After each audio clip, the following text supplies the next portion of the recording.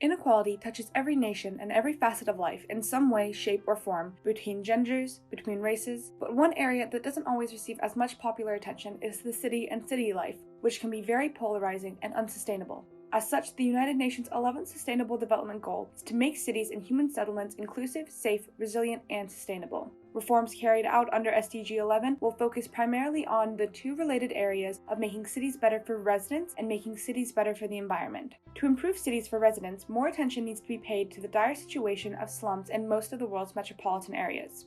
Upgrading slums, ensuring affordable housing and basic services like water and electricity, as well as developing or improving public transport systems and making cities and city services more accessible for marginalized groups like women, children, and those with disabilities will be very important to making cities sustainable and enjoyable places. Also to this end, SDG 11 hopes to have safe and accessible green areas and public spaces, like parks, for every city dweller to bring back more humanity into the city life.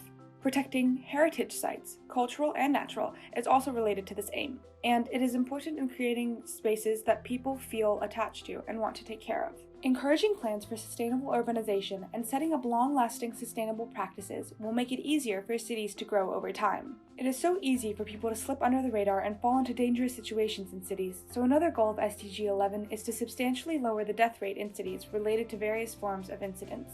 Specifically, environmentally focused, cities are some of the biggest polluters, so another aim of SDG 11 would be to significantly reduce environmental footprints of cities, paying special attention to air quality and waste management. Increasing the number of human settlements and encouraging positive economic, social, and environmental links between urban, peri-urban, and rural areas put all areas on the right path towards sustainable urbanization. Allowing for extra aid to developing countries will also be vital in meeting the aims of SDG 11.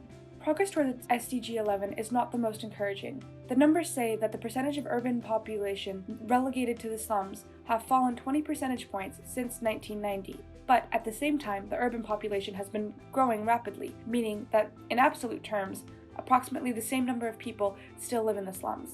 Urban areas are also growing at a rate 1.28 times faster than their populations, which has led to unsustainable resource use, something that needs more regulation to ensure that the negative repercussions do not spread too far. Most cities do now have access to green areas and public spaces, albeit limited, but 9 out of 10 people in urban areas are still breathing air considered too polluted by the World Health Organization, and at least 2 billion people still don't have access to adequate waste management services.